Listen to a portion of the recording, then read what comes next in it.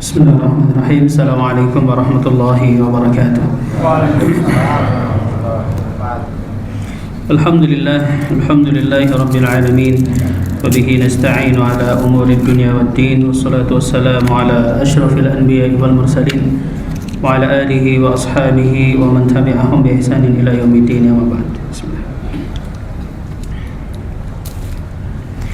Alhamdulillah, puji syukur kehadirat Allah Subhanahu wa taala yang kembali telah melimpahkan kepada kita karunia-Nya yang tidak dapat kita hitung satu persatu.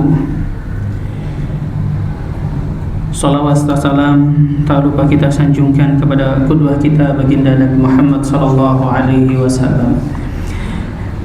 Jamaah sekalian yang dimuliakan Allah Subhanahu wa taala, kembali kita melanjutkan pelajaran kita bersama tentang benefit zikir atau keuntungan kita di dalam berzikir kepada Allah Subhanahu wa taala. Jemaah yang dimuliakan Allah, benefit selanjutnya setelah di pekan lalu kita membahas di poin terakhir bahwa di antara benefit yang Allah Subhanahu wa taala sediakan kepada kita adalah ketika kita berkumpul di rumah-rumah Allah untuk membaca, bertilawah Al-Quran, kemudian mempelajarinya, sehingga benefit yang akan didapatkan atau keuntungan yang kita dapatkan adalah sakinah, sebuah rasa ataupun ketenangan. Kemudian kita akan diliputi oleh rahmat serta kasih sayang Allah. Malaikat juga akan menaungi kita dan nama kita akan terkenal akan Allah Subhanahu wa taala sebutkan di hadapan makhluk yang berada di sisinya. Kemudian benefit selanjutnya yang kemarin kita pelajari adalah bahwa ketika seorang hamba senantiasa melazimkan atau merutinkan zikir menyebut nama Allah Subhanahu wa taala, maka zikir tersebut dapat menyibukkan lisannya atau mulutnya daripada dia menggibahi saudaranya, daripada dia ngomongin kejelekan temannya, kejelekan saudaranya, atau menyibukkan lisannya dengan zikir kepada Allah Subhanahu wa taala. Maka itu dapat menghindarkan hamba tersebut atau dapat menghindarkan kita dari kata-kata yang batil, kata-kata yang dusta. Karena siapapun yang membiasakan lisannya menyebut Allah Subhanahu wa taala, maka tentu Allah Subhanahu wa taala akan menjaga dirinya dari perbuatan yang sia-sia. Dan siapapun yang lisannya itu kering dari zikir kepada Allah Subhanahu wa taala, maka wala'iyadzubillah lisannya ini akan basah dengan senantiasa mengucapkan kata-kata yang batil, perkataan yang dusta, atau bahkan sampai ghibahi saudaranya ataupun hingga mengkambing hitamkan saudaranya, mengadu domba antar sesama. La haula wala quwata illa billah.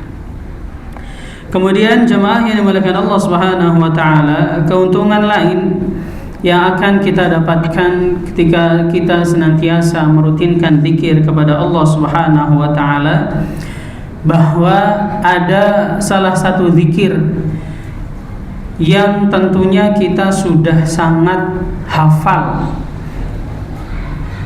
yang keutamaannya Allah Subhanahu wa taala akan menanamkan sebuah pohon bagi orang yang senantiasa merutinkan zikir tersebut di surga.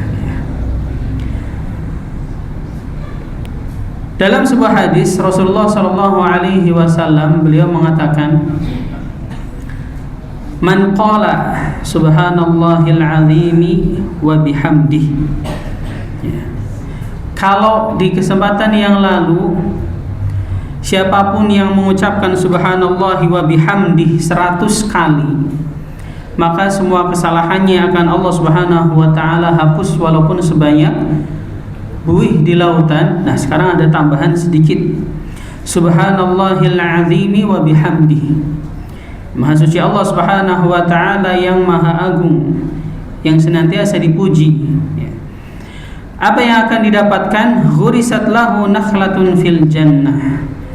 Maka ia akan mendapatkan tanaman, yaitu sebuah pohon kurma di surga. Akan ditanam baginya satu buah pohon kurma di surga. Dan di sini Nabi Muhammad SAW tidak menyebutkan secara spesifik jumlah yang harus diucapkan, karena beliau hanya mengatakan man qala subhanallahil azimi wa bihamdih. Siapapun yang mengucapkan subhanallahil azimi wa bihamdih. Jadi kalau saya sudah ngomong berapa kali berarti? 3 misalkan. Berarti itu akan dibangunkan atau akan ditanam baginya. Berarti sudah berapa? 3 pohon kurma. Berarti kalau 100 kali kita mengucapkannya dalam sehari semalam, kita sudah mempunyai satu buah ladang pohon kurma. Di mana? Bukan di dunia, tetapi di surga. Kemudian keuntungan lain jemaah yang dimuliakan Allah Subhanahu wa taala yang tentunya akan kita dapatkan dari senantiasa berzikir kepada Allah Subhanahu wa taala, bahwa ada di antara zikir yang senantiasa kita rutinkan itu mempunyai keutamaan, mempunyai keistimewaan yang lebih daripada amalan-amalan soleh yang kita kerjakan. Dalam sebuah hadis yang diriwayatkan oleh sahabat Abu Hurairah radhiyallahu taala anhu, bahwa Rasulullah sallallahu alaihi wasallam mengatakan, nah ini zikir lagi dan kita sudah hafal. Man qala la ilaha illallah wahdahu la syarikalah lahul mulku wa lahul hamdu wa huwa ala kulli syai'in qadir. Siapapun yang mengucapkan la ilaha illallah wahdahu la syarikalah lahul mulku wa lahul hamdu wa huwa ala kulli syai'in qadir fi yaumi mi'ata marrah, dalam sehari semalam sebanyak 100 kali, benefit apa yang akan ia dapatkan? Beliau mengatakan kanat lahu adlu 10 riqab, maka seakan-akan dia telah membebaskan 10 budak. Benefit yang pertama, ia telah membebaskan 10 budak. Padahal kalau kita tahu harga budak itu sangat mahal. Benefit selanjutnya, wa kutibat lahu mi'atu hasanah, akan ditulis baginya 100 kebaikan. Wa muhiyat anhu mi'atu sayyi'ah, dan akan dihapus darinya 100 kesalahan atau 100 keburukan. Wa kanat lahu hirzan minasyaitan yaumahu dzalika hatta yumsi, dan ia akan dibentengi dari setan pada harinya tersebut hingga datang sore hari. Nah, zikir ini senantiasa diucapkan ketika pagi dan sore. Kalau diucapkannya sore hari, berarti Allah Subhanahu wa taala akan menjaganya hingga datang pagi hari. Walam ya'ti ahadun bi afdala mimma jaa'a bihi illa ahadun 'amila aktsar min dzalik, dan tidaklah seseorang itu lebih utama mendapatkan keutamaan dari Allah Subhanahu wa taala kecuali dia itu melaksanakan ataupun mengerjakan yang lebih banyak dari orang lain. Maka Di sini jamaah yang dimuliakan Allah Subhanahu wa taala, jika seorang hamba, jika kita merutinkan mengucapkan la ilaha illallah wahdahu la syarikalah, lahul mulku wa lahul hamdu wa huwa ala kulli syai'in qadir sebanyak 100 kali, maka tadi benefitnya banyak. Dan kalau misalkan waktu yang kita punya lebih banyak, maka keutamaan yang didapatkan oleh hamba tersebut juga akan lebih banyak. Keuntungan selanjutnya, jemaah yang dimuliakan Allah Subhanahu wa taala, bahwa jika kita senantiasa merutinkan untuk berzikir kepada Allah Subhanahu wa taala, maka ini menjamin bahwa Allah Subhanahu wa taala tidak akan melupakan kita. Karena kalau seandainya seorang hamba telah dilupakan oleh Allah Subhanahu wa taala, maka ini adalah merupakan sebab ia itu akan mendapatkan siksanya dari Allah Subhanahu wa taala, baik di dalam kehidupannya ataupun ketika ia kembali kepada Allah Subhanahu wa taala.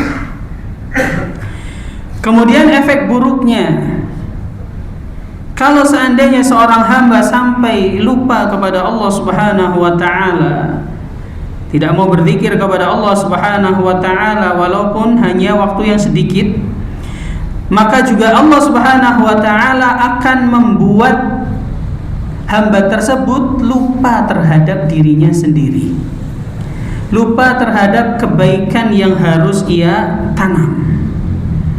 Allah Subhanahu wa taala berfirman di dalam surat Al-Hasyr ayat ke-19, "Wala takunu kalladzina nasullaha fa ansahum anfusahum ulaika humul fasiqun."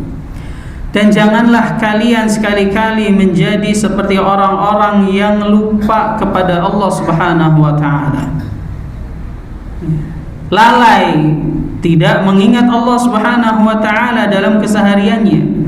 Fa ansahum anfusahum, maka kalau terjadi hal demikian, Allah Subhanahu wa taala akan membuat ia lupa terhadap dirinya.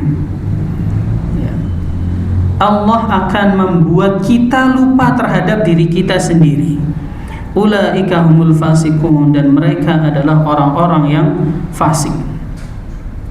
Di sini dijelaskan, jika seorang hamba telah lupa terhadap dirinya sendiri, maka ia akan berpaling dari hal-hal yang mendatangkan kemaslahatan, dari hal-hal yang mendatangkan kebaikan kepada dirinya.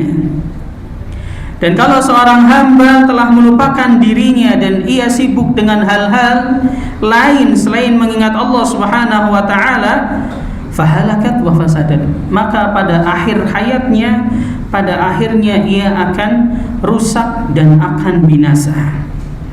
Sebagaimana seseorang, memberikan permisalan, sebagaimana seseorang yang mempunyai garapan sawah, kebun, ataupun binatang ternak yang pada dasarnya itu dapat mendatangkan manfaat bagi orang tersebut dengan cara merawatnya, memberikan makan, menyiraminya dan lain sebagainya. Fa'ahmalahu wa nasiyahu washtaghala anhu bighairi. Maka kemudian ia lupa, lalai, disibukkan dengan hal-hal yang lain, maka otomatis hal yang tadinya ia mulai dengan baik, ya, pada akhirnya akan rusak. Maka jangan sampai jemaah yang dimuliakan Allah Subhanahu wa taala, dengan kesibukan kita, dengan keseharian kita di dalam mencari ridha Allah Subhanahu wa taala, baik itu di dalam pekerjaan, di dalam muamalah kita, itu kita sampai lupa kepada Allah Subhanahu wa taala. Dan benefit lainnya, jemaah yang dimuliakan Allah Subhanahu wa taala, bahwasanya zikir adalah merupakan obat penyembuh bagi kerasnya hati seseorang. Sebagaimana ada seseorang yang datang kepada Al-Imam Hasanul Basri rahimahullahu ta'ala. Beliau berkata, "Ya Aba Sa'id," wahai Abu Sa'id, ashku ilaika qaswata qalbi, aku mengadu kepadamu tentang kerasnya hatiku. Ya, kalau kerasnya hati berarti bisa jadi gampang marah, gampang tersinggung dan lain sebagainya. Qala, maka apa nasihat yang disampaikan oleh Hasan al-Basri? Beliau mengatakan, adzibhu bidzikri, maka lunakkanlah, lelehkanlah kekerasan yang ada pada hatimu itu dengan zikir kepada Allah Subhanahu wa ta'ala. Dan juga sebagian ulama mengatakan, zikrullahi shifaa'un wa zikrun nasi da'un, bahwasanya senantiasa menyebut nama Allah Subhanahu wa ta'ala, sering berzikir kepada Allah Subhanahu wa ta'ala, itu dinamakan sebagai penyembuh bagi kita, sebagai obat bagi kita. Dan sebaliknya, kalau seandainya kita suka ataupun sering menggunjing seseorang, ghibah, berkata buruk terhadap orang lain, maka itu adalah sebuah penyakit. Ya, maka jemaah yang dimuliakan Allah Subhanahu wa ta'ala, marilah di sisa-sisa waktu yang tinggal sedikit ini, ya, apalagi sekarang malam ke-29, ya, bisa jadi besok adalah puasa terakhir kita di bulan Ramadan. Dan jika memang malam ini adalah malam Lailatul Qadar, maka tentu kita ingat tentang apa yang dinasihatkan oleh baginda Nabi Muhammad SAW kepada istri beliau Aisyah radhiyallahu taala anha ketika mendapati malam Lailatul Qadar, supaya memperbanyak Allahumma innaka afuwun tuhibbul afwa fa'fu anni. Maka inilah zikir yang harus kita rutinkan, terutama di malam-malam ganjil, mengingat di dalamnya Allah Subhanahu wa ta'ala merahasiakan tentang agungnya malam Lailatul Qadar, agar Allah Subhanahu wa ta'ala memaafkan setiap kesalahan kita, agar Allah Subhanahu wa ta'ala menghapus setiap kekurangan kita di dalam menjalankan berbagai macam ibadah, berbagai macam ketaatan di bulan yang mulia ini. Dan tentunya adalah keinginan kita atau harapan kita bahwa kita termasuk di antara hamba-hambanya yang dibebaskan oleh Allah Subhanahu wa ta'ala dari api neraka. Wallahu ta'ala a'lamu bis-shawab. Subhanakallahumma wa bihamdik, asyhadu an la ilaha illa anta, astaghfiruka wa atubu ilaik. Assalamualaikum warahmatullahi wabarakatuh.